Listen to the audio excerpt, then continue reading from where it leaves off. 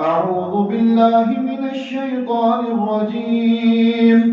بسم الله الرحمن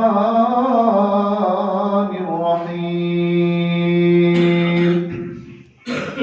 قل للمؤمنين يغضوا من أبصارهم ويحفظوا فروجهم صدق الله مولانا العظيم وصدق رسوله النبي الكريم ونحن على ذلك من الشاهدين والشاكرين والحمد لله رب العالمين. حمد و ثنا، تعریف، تمجید، تقدیس اللہ رب العزت کے لیے جو کائنات کا پالنے والا ہے، خالق ہے، مالک ہے، رازق ہے، داتا ہے، گنج بخش ہے، لجپال ہے، غریب نواز ہے، غوث اعظم ہے، علی کل شیء قدیر ہے. درود و سلام آقا دو جہاں، امام الانبیاء، خطیب الانبیاء، امام اعظم، پیر اعظم، مرشد اعظم، رہبر اعظم، امام کائنات، نبی التوبہ، نبی الرحمہ، بشیر نذیر، سراج منیر صلی اللہ علیہ وسلم کی ذات اقدس پر ہوں. باری تعالیٰ سے دعا ہے اللہ ہمارا یہاں پر آنا، بیٹھنا، سننا، سنانا اپنی بارگاہ کے اندر منظور و مقبول فرمائے اور ہم سب کا ذریعہ نجات کا سبب بنے. اللہ ہم سب کو بار بار اپنے گھر کی زیارت نصیب فرمائے. اللہ تعالیٰ کا ہم پر بڑا احسان اور انعام ہے کہ اللہ رب العالمین نے ہمیں مسلمان گھرانوں میں پیدا فرمایا. یقین جانیے دنیا کی جتنی نعمتیں ہیں ہر نعمت ایک سے بڑھ کر ایک ہے. انسان ان نعمتوں کا احساس اس وقت شدت کے ساتھ کرتا ہے جب وہ نعمت اس سے چھن جاتی ہے.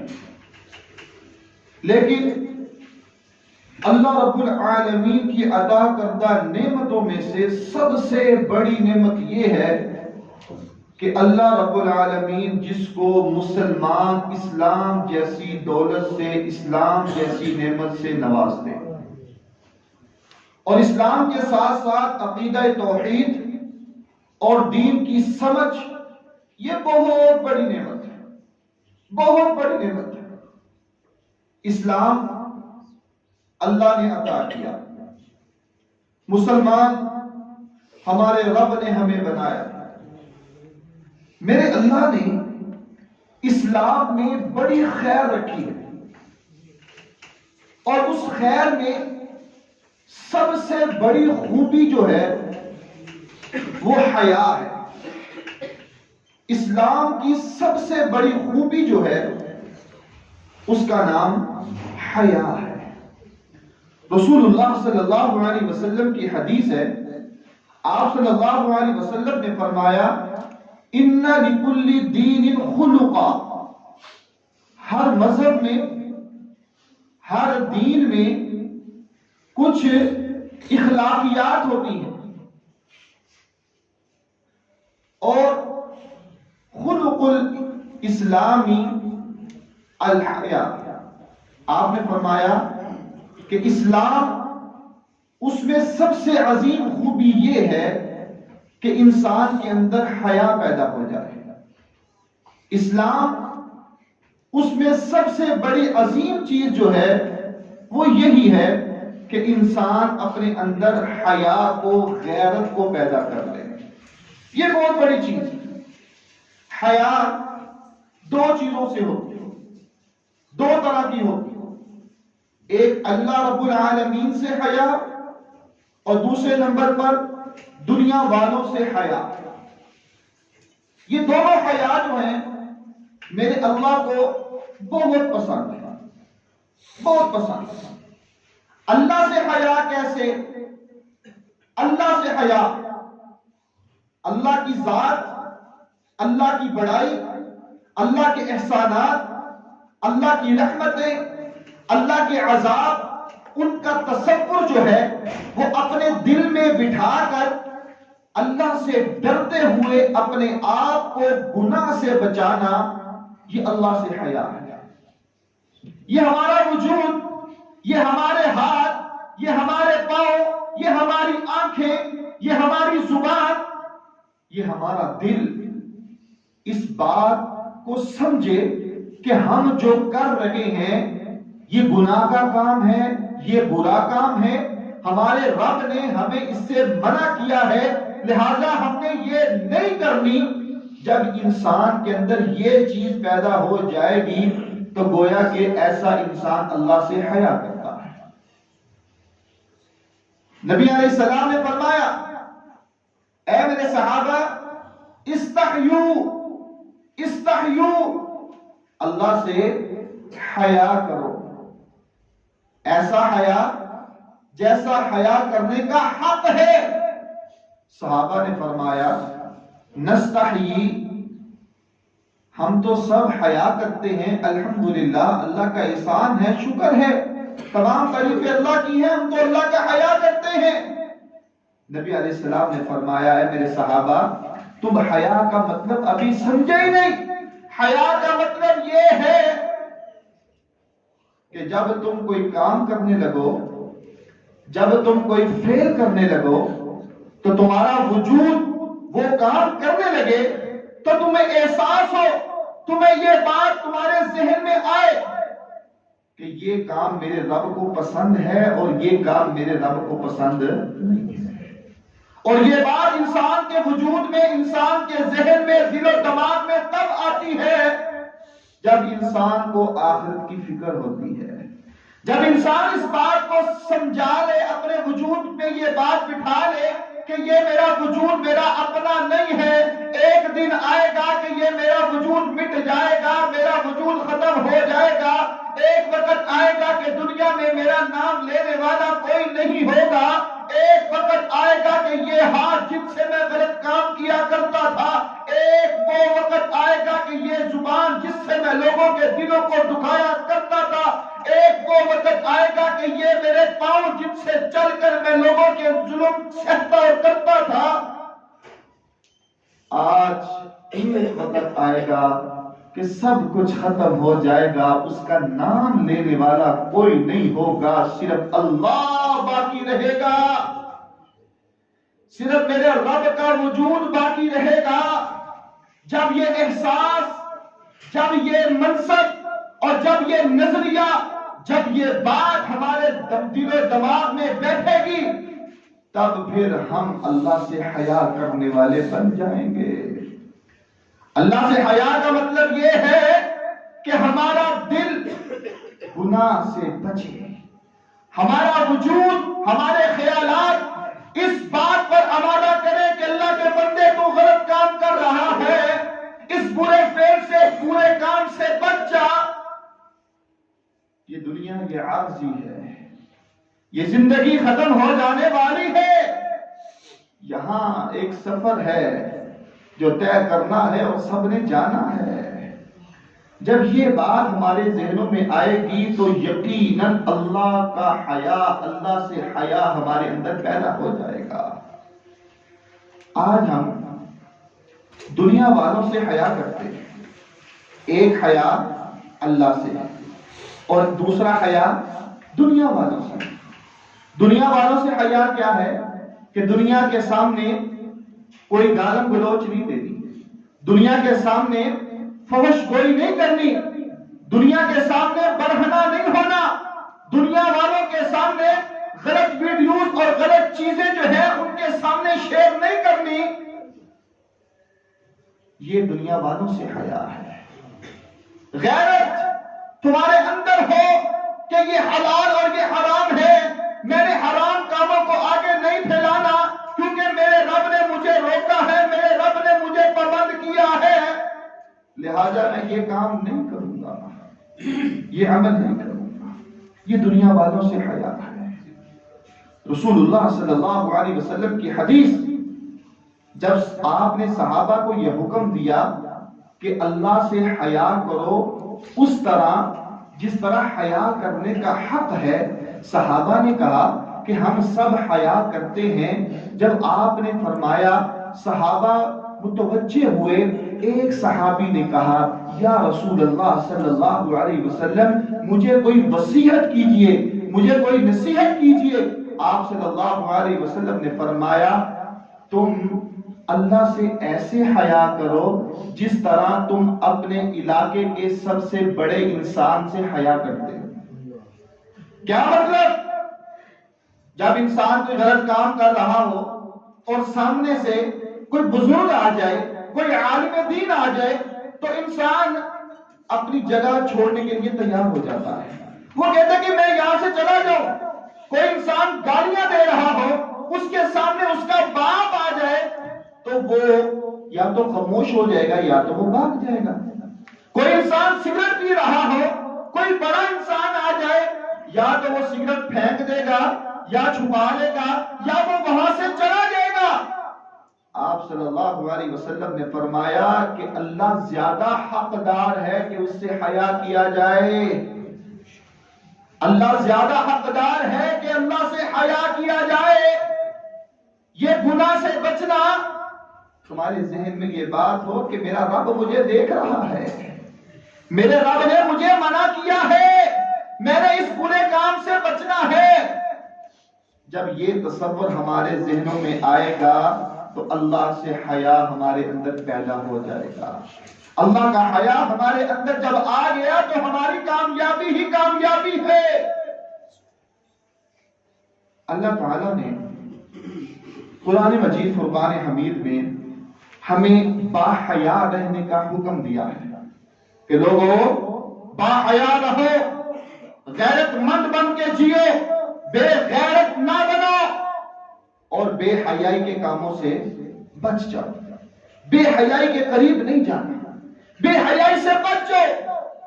اس حوالے سے آج کی اس خطبہ جمعۃ المبارک میں چند باتیں آپ کے سامنے پیش کرنا چاہتا ہوں. پہلے نمبر پر نظر کا معاملہ, دیکھنے کا معاملہ, عورت ہو یا مرد ہو, اس گناہ میں آج تقریباً ہر ایک ملوث ہو چکا ہے. نظر, اللہ قرآن میں کیا فرماتے ہیں؟ قُلْ لِلْمُؤْمِنِينَ يَغُضُّوا مِنْ أَبْصَارِهِمْ. اے پیغمبر صلی اللہ علیہ وسلم, آپ ان مومنوں کو کہہ دیں کہ اپنی نظر کو جھکا کر رکھیں. جب آپ چلیں تو آپ کی نظریں جھکی ہوئی ہوں, غیر محرم پر آپ کی نظریں نہ پڑیں. وَقُلْ لِلْمُؤْمِنَاتِ يَغْضُضْنَ مِنْ أَبْصَارِهِمْ. اللہ کیا کہہ رہے ہیں؟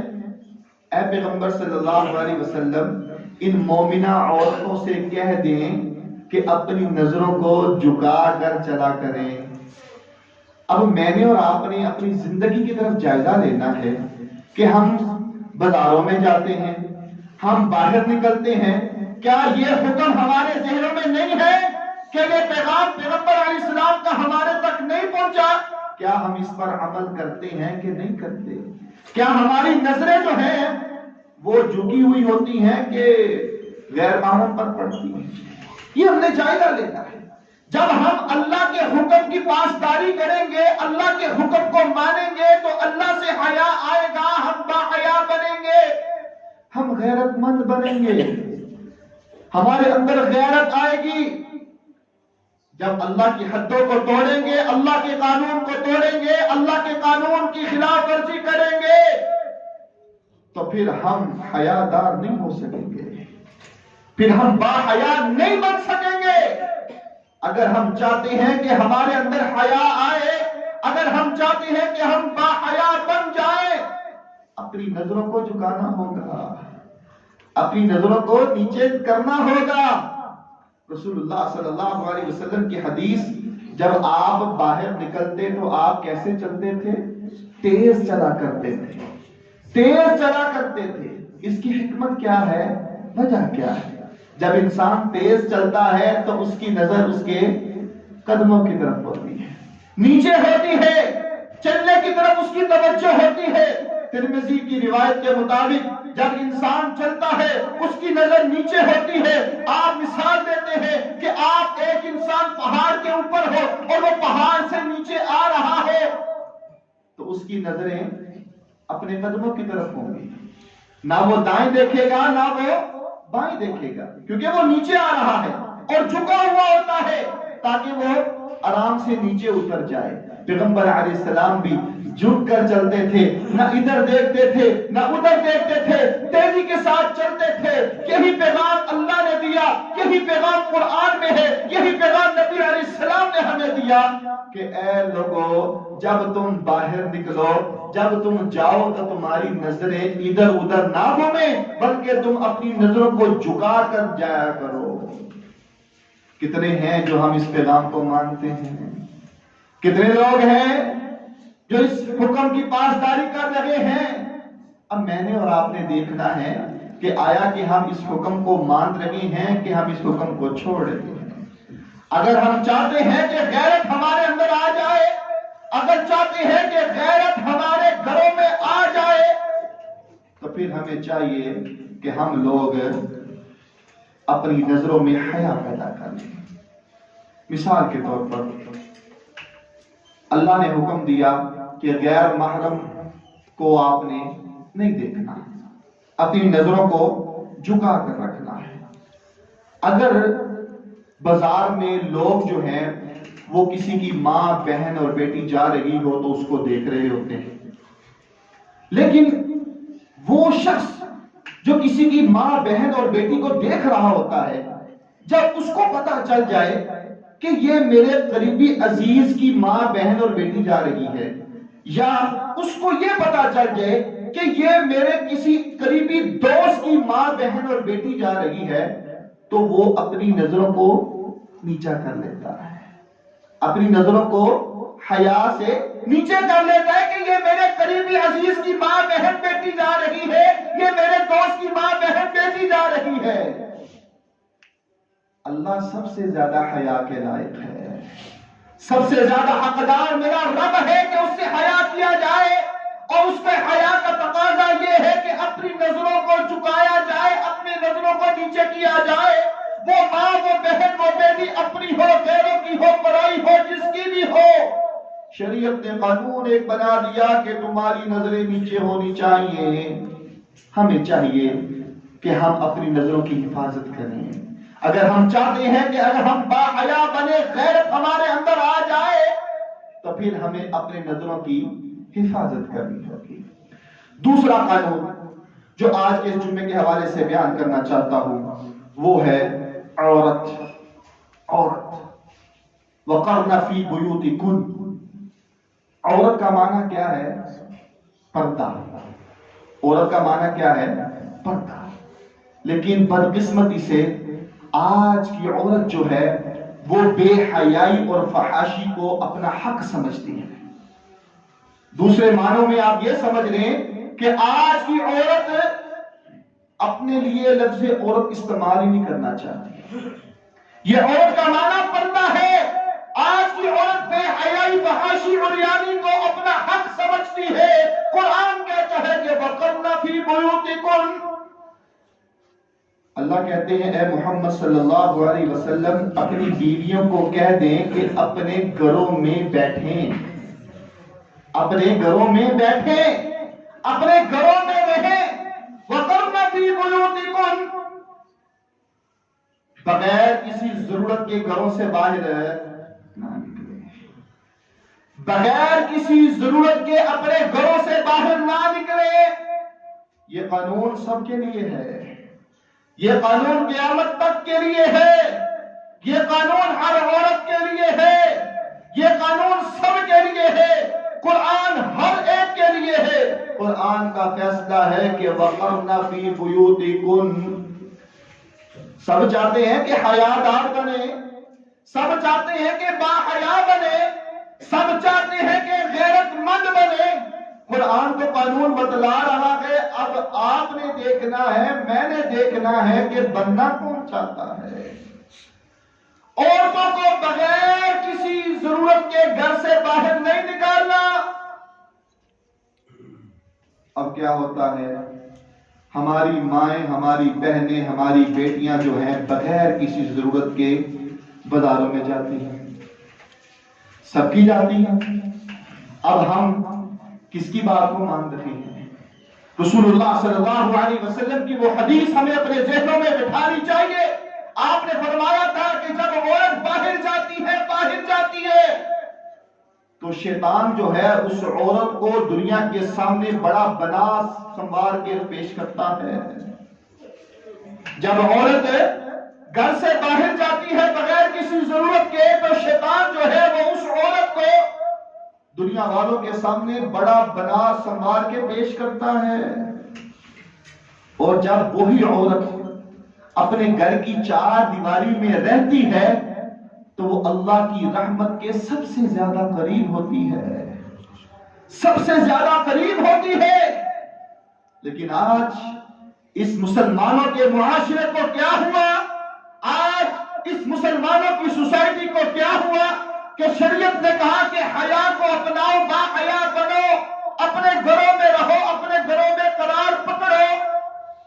لیکن آج شیطان نے ہمیں ایسا ورگلایا، شیطان نے ہمیں ایسا پھنسایا کہ ہم نے گھروں سے باہر نکلنے کو اپنا حق سمجھا. یہ حق نہیں ہے. اللہ بہتر جانتے ہیں، اللہ کو سب معلوم ہے. قانون میرے رب نے بنایا، اس کی پاسداری کرنا ہر مسلمان پر فرض ہے. اس قانون پر عمل کروانا میری اور آپ کی ذمہ داری ہے کہ ہم نے اپنی ماں، بہن اور بیٹی کے حوالے سے یہ ذمہ داری کو پورا کرنا ہے. وَقَرْنَ فِي بُيُوتِكُمْ. آج کے جمعے کے حوالے سے دوسرا قانون حیا والا بننے کے لیے کیا ہے کہ اپنی عورتوں کو بغیر ضرورت کے اپنے گھروں سے باہر مت نکالو. یہ قید نہیں ہے، یہ سختی نہیں ہے، یہ شریعت ہے، یہ دین ہے، یہ اسلام ہے، یہ مذہب ہے، یہ قرآن ہے، یہ حدیث ہے. اس میں سختی اور قید کی بات نہیں ہے. عمل کرنا ہماری ذمہ داری ہے.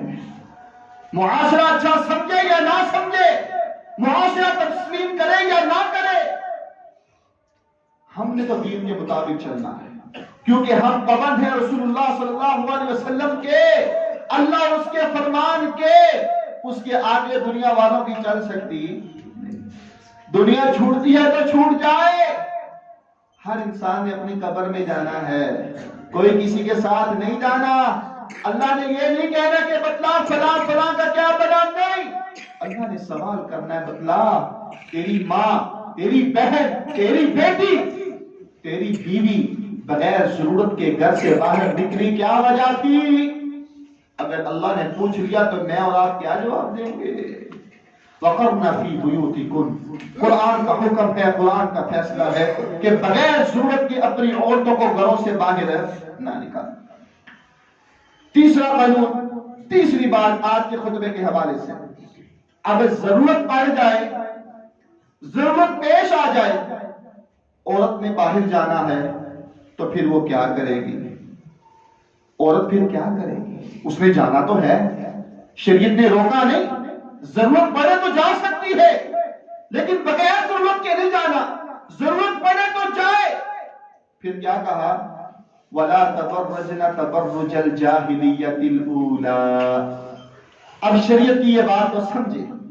عورت گھر سے باہر نکلی، وہ بناؤ سنگار کر کے نہ نکلے، وہ جاہلانہ والی باتیں کر کے نہ نکلے،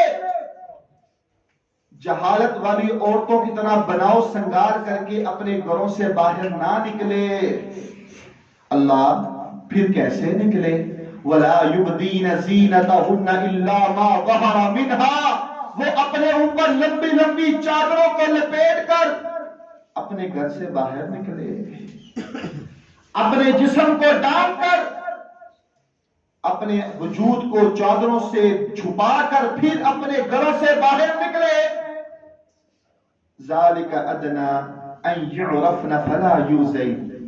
اللہ پہلے تو سمجھ آ گئی کہ گھر سے باہر نہیں نکلنا، ٹھیک ہے، مجبوری سے گھر سے باہر نکلا، پابندی لگا دی کہ پردہ کرنا ہے، چادروں کو اپنے وجود سے چھپا کر پھر باہر جانا ہے. اللہ اس کا مقصد کیا ہے؟ اس کا مقصد کیا ہے؟ ذالک ادنی ان یعرفن فلا یؤذین. میرا رب قرآن میں کہہ رہا ہے جو ایسی عورت بن کر جائے گی وہ باحیا ہے، باحیا ہے. پھر کوئی بدبخت اس باحیا عورت کو تکلیف نہیں پہنچائے گا. آج زنا کی ریشو عام کیوں ہو رہی ہے؟ آج بے حیائی عام کیوں ہے؟ آج فحاشی عام کیوں ہے؟ آج عریانی عام کیوں ہے؟ کیونکہ عورتیں جو ہیں وہ فیشن کر کے برہنہ طور پر باہر نکل رہی ہیں. سب سے بڑی وجہ یہ ہے. ذالک ادنی ان یعرفن فلا یؤذین قرآن کے لفظ ہے. جب عورت باحیا پردے کے ساتھ اپنے گھر سے باہر نکلے گی وہ باحیا کہلائے گی، وہ غیرت والی کہلائے گی، اور کوئی بدبخت اس کو چھو سکے گا نہیں، کوئی تکلیف پہنچا سکے گا نہیں. رسول اللہ صلی اللہ علیہ وسلم کی حدیث ہے، آپ نے فرمایا کہ جو انسان تکبر کے ساتھ اپنی چادر کو زمین پر لگاتا ہے، تکبر کے ساتھ اپنی چادر کو لمبا کر کے زمین کے ساتھ گھڑیستا ہے، میرا اللہ قیامت والے دن ایسے انسان کو دیکھے گا بھی نہیں. عرب میں ایسے ہوتا تھا کہ بڑے بڑے سردار، بڑے بڑے لوگ جو تھے وہ بڑی لمبی لمبی قمیضیں پہنتے اور ان کی قمیض جو تھی وہ زمین کے ساتھ ایسے لگ رہی ہوتی، یا بڑی بڑی چادریں انہوں نے پہنی ہوتی تھی اور ان کی چادریں جو تھی وہ زمین کے ساتھ ایسے گھسیٹ کر آگے جا رہی ہوتی تھی. میرے اللہ نے فرمایا کہ ایسے انسان کو اللہ نظر رحمت سے نہیں دیکھیں گے. ام سلمہ رضی اللہ تعالی عنہا نے جب یہ سنا اللہ کے نبی صلی اللہ علیہ وسلم سے کہنے لگی یا رسول اللہ صلی اللہ علیہ وسلم یہ حکم ہمارے لیے بھی ہے، ہم تو پردہ کرتی ہیں اور جب پردہ کرتی ہیں تو چادر کا جو کپڑا ہے وہ زمین پر لگ رہا ہوتا ہے، تو یہ حکم ہمارے لیے بھی ہے. آپ صلی اللہ علیہ وسلم نے فرمایا ام سلمہ یہ حکم صرف مردوں کے لیے ہے، یہ حکم صرف مردوں کے لیے ہے. عورتوں کے لیے حکم کیا ہے کہ وہ اپنے وجود کو چھپائیں، اپنے وجود کو چھپائیں. پورا پردہ کرنے کے بعد ایک بالشت یہ ہوتا ہے، ایک بالشت اتنا کپڑا اگر زمین پر لگ رہا ہو ایکسٹرا تو یہ بھی ٹھیک ہے. اب قربان جائیے ماں ام سلمہ رضی اللہ تعالی عنہا پر کہنے لگی یا رسول اللہ صلی اللہ علیہ وسلم اگر ایک بالش کپڑا ایکسٹرا ہو تو ہم کبھی کبھی تیز بھی چل رہی ہوتی ہیں تو اس سے ہو سکتا ہے کہ ہمارے پاؤں جو ہیں وہ ان سے کپڑا تھوڑا اٹھ جائے، ان سے ہمارا کپڑا اٹھ جائے. اور آج معاشرہ دیکھ لیں، پردہ تو دور کی بات ہے، چادریں تو دور کی بات ہے، ہمارے ٹخنے بھی ننگے، ہمارے پاؤں بھی ننگے، ہماری پنڈلیاں تک ننگی ہو چکی ہیں. انا للہ و انا الیہ راجعون. ام سلمہ رضی اللہ تعالی عنہا کہنے لگی یا رسول اللہ صلی اللہ علیہ وسلم ایک بالش کپڑا اگر ایکسٹرا ہو تو اس سے ہم اگر تیز چلیں تو ہو سکتا ہے کہ وہ کپڑا اوپر ہو جائے. اللہ کے نبی صلی اللہ علیہ وسلم نے فرمایا کہ پھر تم ایک زرا یعنی 1.5 فٹ، ایک زرا یہ بنتی ہے یہاں سے لے کر یہاں کوہنی تک، ایک زرا کپڑا جو ہے وہ ایکسٹرا جو ہے تم اس کو رکھ سکتی ہو جس سے تمہارا وجود پورے کا پورا چھپ جائے. آج قاری صاحب کی بیوی بھی باہر جا رہی ہوتی ہے، آج حافظ صاحب کی بیوی بھی باہر جا رہی ہوتی ہے، آج قرآن کے خادم کی بیٹی بھی باہر جا رہی ہے، آج اس حاجی صاحب کی بھی جا رہی ہے، آج اس دیندار کی بھی جا رہی ہے، آج اس سرمایہ دار کی بھی جا رہی ہے. کیا اس کے جسم پر کپڑا ہے؟ کیا اس کے جسم پر حجاب ہے؟ کیا اس کے جسم پر اس کے وجود کو چھپانے کے لیے چادر موجود ہے؟ میں نے اور آپ نے دیکھنا ہے. قرآن نے قانون بتلا دیا ہے کہ حیادار بننا چاہتے ہو تو پھر اپنی عورتوں کے ساتھ یہ معاملہ کرواؤ، یہ کرو۔ لیکن آج بدقسمتی سے ہم مسلمان تو ہیں لیکن ہمارا کردار جو ہے وہ مسلمان والا نہیں رہا، ہماری ثقافت جو ہے وہ مسلمانوں والی اب نہیں رہی، ہمارا لباس جو ہے وہ اب اسلام والا نہیں رہا۔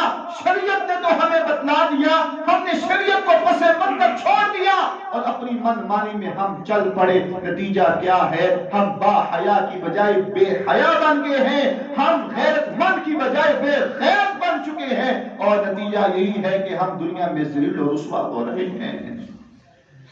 پیغمبر علیہ السلام نے فرمایا قیامت والے دن میرا رب ایسی عورت جو ایسا لباس پہن کے باہر نکلے